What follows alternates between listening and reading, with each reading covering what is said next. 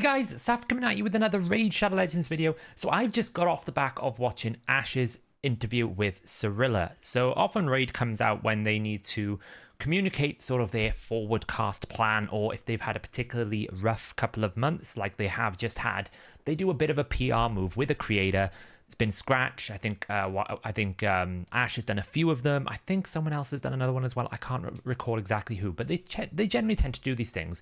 And in them, we can get some ideas of exactly where are Plarium's mindsets. What are they? Where's their focus? And that's kind of like what we can see here.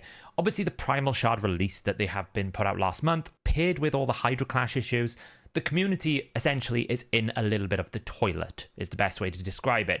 Everyone is up in arms about Primal Shard pricing, about mythical champions, whether they're good or bad or not. They're up in arms about the Cadaver issue, the Hydra Clash. All of these things have just created a general sentiment of negativity. So I guess this interview was done in order to realign people into a positive mindset. Now, I'm not actually going to watch the video on this video here. I'm going to leave a link to it in the description. You can go watch it. You can go give Ash a subscribe, a thumbs up for producing and asking these questions.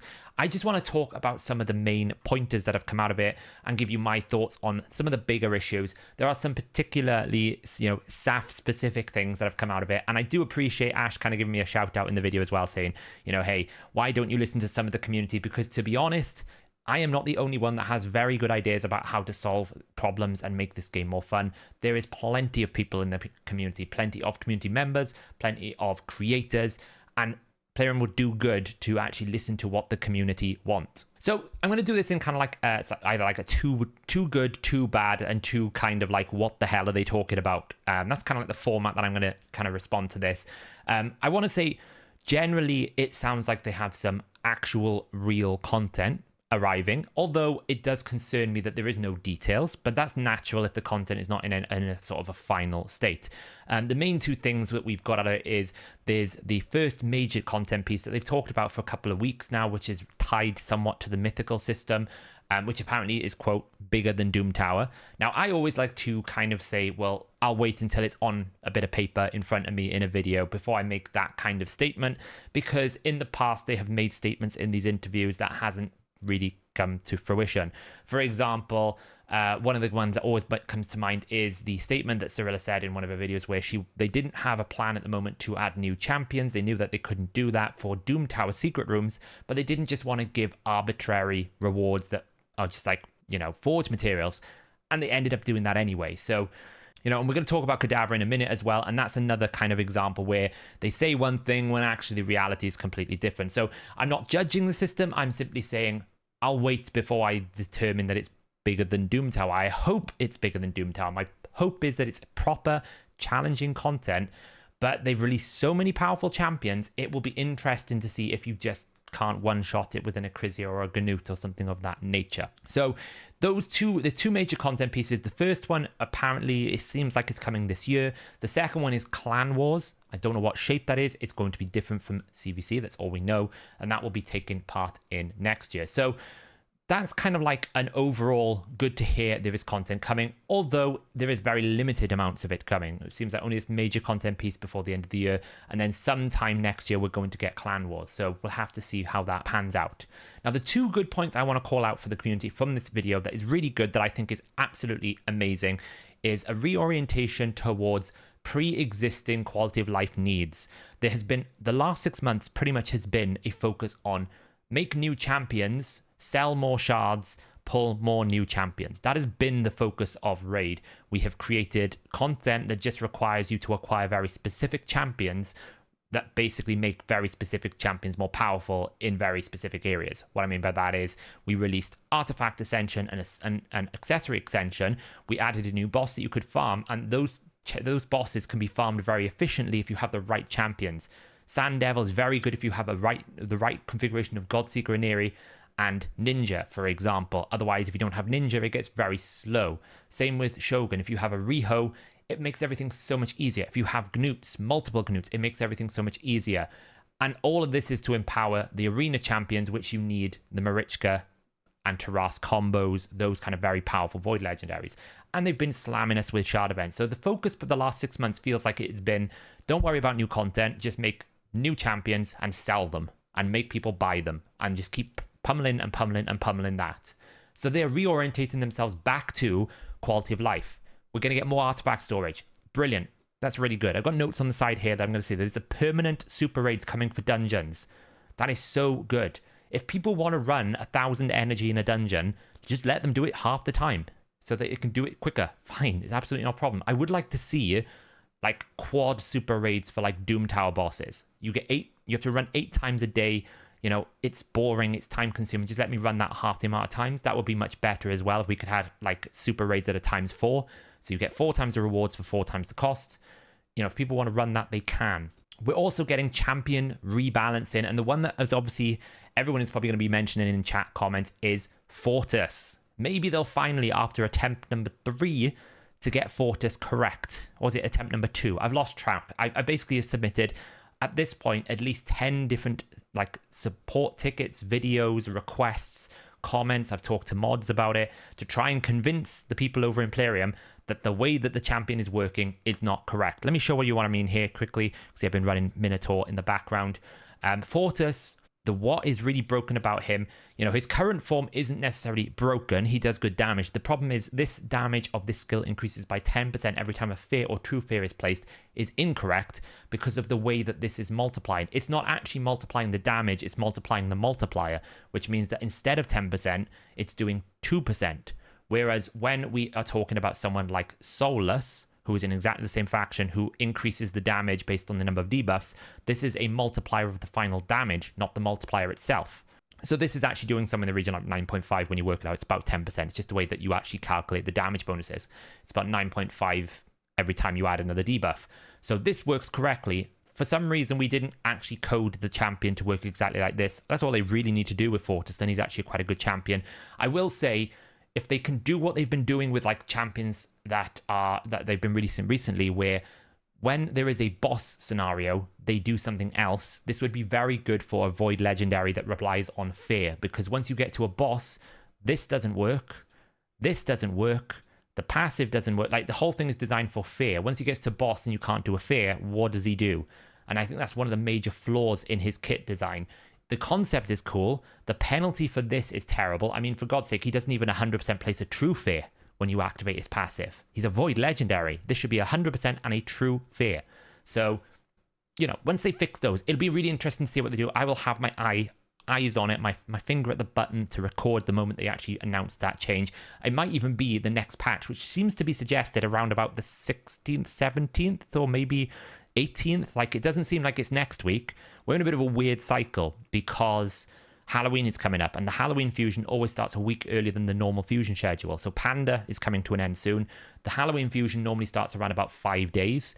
So maybe they'll release the patch even in the Halloween week so that it ties in with the Halloween fusion. But it definitely feels like the patch is like at least another week away. It's not next week. I could be wrong, but that's what it feels like to me. It seems either sometime like on the Thursday of the 16th, which is obviously when we're in Vegas, which would obviously be, you know, the way that the player and work this, because when Hellhades is away, they obviously release big content. Don't ask me how they manage to time it every single time. So they are rebalancing on champion reworks, and they are also doing not only Fortis, they said they were doing Angar, who is badly and desperately in need of a buff because he's one of the most limited Void Legendaries in the game. There are some non-Void Legends, even some non-Void even some non-Legendaries that just do this job way better than him and just have more to him than this. So be interesting to see that they are going back to it. The one interesting thing I did note from that is they said that there is one team that seems to be doing the rebalancing, and they also seem to be the ones that create the champions. So it depends if, you know, they've had a bit of a backlog. I know that their normal champion development life cycle is around about a 3 to 4 month cycle from like initial conception to final delivery. So this seems to be like a strategic decision that was made a while ago. That's why we haven't had champion rebalances for like 6 months. So I would imagine we'll start seeing these rebalances, which I imagine is a much shorter time frame because the champion is already designed. They just have to recode it in about a month cycles. That's how I would probably look at it. So, you know, I expect hopefully we'll continue to get these. But the fact there is only one team that can create and rebalance, that seems to be a bit, perhaps with a library of 860 champions, you now need to maybe consider resources for rebalancing. You can see this in League of Legends, for example, where they've transitioned more of their resources towards visual updates, build updates to existing champions, and less on champion design in order to balance it, because the roster of champions is growing. And I think that should be the same for Raid. So those are the two good things. We've basically got new content guaranteed, at least 2 different items, and we didn't know about the second one until this interview. One's coming hopefully before the end of the year, and the other one is sometime next year. And it is social engagement, clan activity, which I think is really important for Raid. I mean, that's kind of like what Hydra Clash should have been about, but actually it's turned into not being about that.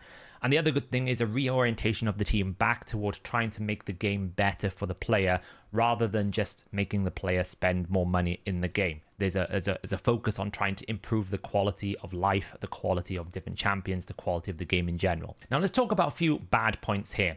So I'm going to cover the Hydra Clash model, and specifically that cadaver changes they're talking about. And it's not that they're fixing cadaver. That's a good thing. It is finally a good thing that they are fixing cadaver, right? We've known for a while cadaver's main problem is that this A1 ability was out of control. But the way that they have done it is exactly what I thought they would do. And that is essentially put a cap on the A1 that it can't deal more than 200,000 of its shield value. Now that still makes it relevant for Clan Boss, right? Because if he's attacking all the time, if you can get 100 attacks out, then you're going to do 100 times 200,000, which will be somewhere in the region of basic math here. So it's still viable for Clan Boss because you'll be doing around about 20 million. Say you attack 100 times and you're at maximum cap of the shield, you'll be doing around about 20 million. Now that does mean that it might no longer just one key on its own. So maybe it does in fact kill the whole thing. I don't know. My position on this was always let it still one key Clan Boss, but just stop it doing it in Hydra. The change they have done though has effectively killed Hydra Clash cadaver. It just doesn't work. There's no way that you're going to be able to scale the damage requirements you need to make it even close or remotely to the time that's available to you. Because even if you do 200,000, 10% of that is only 20,000. So at most it's 60,000 on 3 dead heads. You're not going to be one-shotting heads anymore. So therefore the mechanics of Hydra is going to matter. And you're probably going to find you can't actually fit the team together to survive the mechanics of Hydra. So that is a good thing. Cadaver had to be fixed. Should it have been completely nuked the way it has? Maybe they've gone a bit aggressive, but they did this with Emic. The bad thing I want to call out is why wasn't this done when we released the statement on Discord? We want to fix it without nerfing champions because, quote, you've nerfed the champion. So essentially what we were all saying on day one, even before day one, many of us content creators, I was talking to Scratch about it, I was talking to Victor Tez about it, I was talking to loads of different people. We said from the get-go, if you don't fix this straight away, it's a problem. And the only way you could fix it is to cap Corpulent Cadaver. You couldn't get around it by not nerfing a champion. If you didn't nerf Cadaver, you'd have to nerf shield growth. Well, that's nerfing Brogni and any other Infinity comp. Or you'd have to make it so you couldn't extend shields. That affects all Infinity comps that don't rely on Cadaver. So they've done what they needed to do. They just did it 6 weeks later. And it's a bit concerning that it takes them 6 weeks to get round to the reality that we all knew was going to happen. And you've allowed people to build these teams because they didn't know how long you were going to take to fix it. You left it such a long time. 6 weeks doesn't feel like a long time, but in Raid, when you have Hydra Clashes going on, that's a long time. People eventually started building them. Now all those people have invested resources into a champion. They might go absolutely useless. I don't think you should be refunding people because I think you did say that you would be fixing it 4 weeks ago, 5 weeks ago. But at the same time, you're going to come into some flack here, Plarium, that people have built this team and you've nuked it to the ground when you said you were going to fix it by not nuking it to the ground. You haven't done it on a systematic solution. You haven't fixed Clash as a system. You've done what we all thought you would do, which is the easy route, which is to cap Cadaver, which technically is the correct route, I will add. Just you didn't need to take 6 weeks. That's the kind of the bad thing there that I think is not great. The other thing about the Hydra Clash system is we're not actually going to fix the Clash system in general. We're just going to keep driving more and more resources to make you do it. They're talking about adding mythical tomes to Hydra Clash. Personally, mythical tomes, if you want to embed mythical champions in the game, mythical tomes should be embedded in the same fashion and the same pattern as legendary books, right? You're doing it a little bit with the event training, which is great. Champion training, now there's normally a mythical tome. It just does push the points up a little bit. You should be adding mythical tomes to Clan Boss. even if it's a 1% chance, right? You should be adding them. That's where legendary books exist. That's where people farm it. That's what you should probably do. You should probably add a chance to get a mythical tome to clan boss. Stop pushing it to Hydra, because players don't enjoy Hydra. Most of the people I talk to, 1 in 4 people enjoy Hydra. And they do it because they have to do it, not because they want to do it. So the more that you try to force people to do it, the more that they take disdain. So that's another kind of a problem. I do want to call out one statement that they said, and this is really important. So they did explain that obviously they wanted mythical champions not to be more powerful than existing champions. Good. And they wanted them to be unique and diverse so that they could have more fun with the metamorph mechanic, which I think is also good. But they didn't really explain why did we create mythical champions in that sense, for what purpose, even though they were trying to say that they failed to communicate. So it's essentially, they didn't really communicate why they failed on their communication. And the big thing that they said, that they've basically said, and I say they because essentially Cirilla is communicating sort of the company's policy. You know, it's not her saying these things, it's the team, the management, all the community managers, right? She is the sort of spokesperson for Plarium. They've pretty much said that they expect primal shards to be on the same level as void shards. Words for words, that is exactly what Cirilla said. They see Sacred Shard as the highest shard, the most strongest shard, the best shard, and then they see Void Shards on a similar level to Primal Shards. So my question back to that should be, well, if that was the case, why was the Primal Shard released at near double the price of a Void Shard? Because a typical price for a Void Shard is somewhere in the region of $2.5 to $3.5 on average. So it was released at nearly double, over double to some extent, because the Primal Shard was about $8.33 on average. And even since they've rebalanced it down, it's still $5 on average per shard. So it's still about $2 to $1.5 more expensive than a Void Shard. So if the position is Primal Shards are the same as Void Shards, why is the pricing not matching that kind of statement? That's a bit of a double statement there. I don't know which one is true. Either Primal Shards are not on the same level as Void Shards, or they are and they price the same way. Personally, that's how I'm looking at it. That's how my take would be on that. So there's a bit of a question mark that I've got on there in terms of like, well, where their heads at. There was a bit of a funny moment as well with life tokens. Ash did try to prompt them on life tokens. It seems to me quite straightforward that the developers have forgot they implemented that system. The way that she kind of said, oh, I need to go ask them on to next week. Why isn't that already in the focus of the development team? You know, that would be a bit of a thing of, well, how come we've forgotten about this? It's not even like they've re-rotated it once. They literally implemented a life token system, gave you, quote, 500 life tokens because it's the same value as a legendary, even though you need like 2,500 to get them. So that's 0 value. And then just forgot the system existed and have never done anything with it. So that's a bit of a, I guess, lol moment. And the final point I do just want to call out, and I'm pleased that Ash mentioned this because he said, take your time on Clan Wars. And I absolutely agree. If Clan Wars needs another 3 months to get it exactly correct and it's going to hit home and it's going to be really good, then take your time to do it. But I would want to highlight the fact and ask the question, because they quite clearly said the reason why we are not releasing Clan Wars yet and we need more time, we want to make sure we do it right, we want to make sure it's good. Why didn't Hydra Clash get the same treatment? Because so far, Hydra Clash has been implemented in the worst possible way that I've ever seen any system. It's almost like we just created it, dumped it in, and forgot it ever existed for 6 weeks. And only after everyone kind of rioted and it got out of hand that we're now dealing with the issue. Let's learn from our mistakes, Plarium. Let's really drill down. If we're going to do Clan Wars, let's do it properly. Don't make it some sort of pay-to-win model where, you know, only the Kraken clans like IPR and Sacred Pandas and those basically can do whatever they want because that's the way the game mode works. Let's try and make it a little bit more collaborative. Let's try and make it so that clans have to work together. Let's try and make it so that it's actually fun. You know, obviously there's a paywall to it. Obviously there will be methods where you can buy your way to some sort of success. That's absolutely fine. But don't make it like Hydra Clash was where, hey, if you've got double Yumiko and a Cadaver, you just out-damage everyone by like 34 to 1.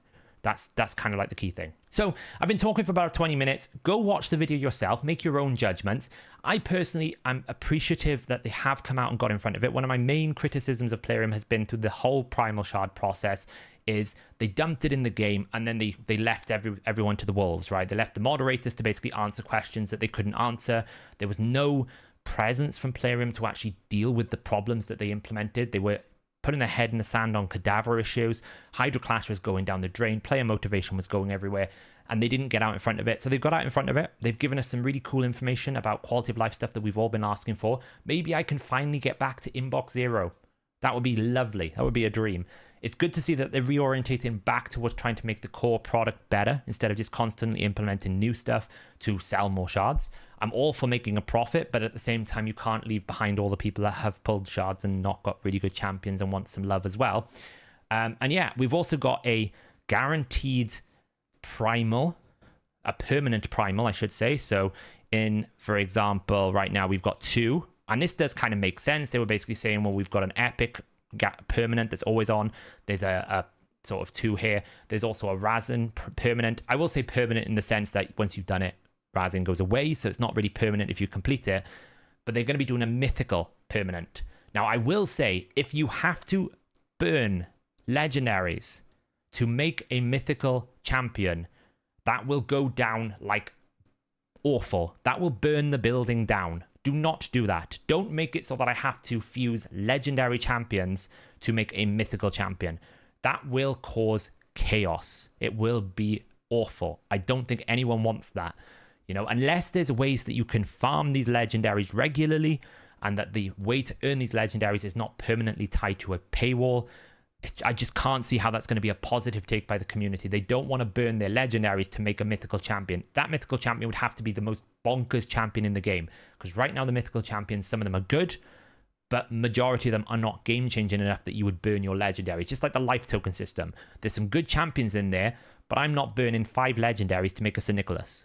It's never going to happen. So the similar model has to apply to this primal fusion.